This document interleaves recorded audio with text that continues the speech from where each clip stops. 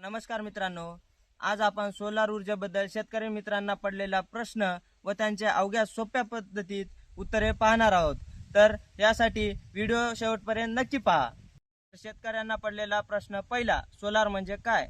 तर मित्रांनो, सोलार म्हणजे सूर्यप्रकाशाच्या साहाय्याने जो वीज निर्मिती तयार करता त्याला सोलार ऊर्जा असे म्हणतात आणि ही सोलार ऊर्जा प्रदूषणमुक्त, स्वच्छ आणि दीर्घकाळासाठी फायदेशीर आहे।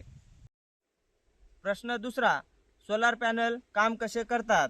तर मित्रांनो, सोलार पॅनल सूर्यप्रकाशद्वारा डीसी वीज तयार करतात।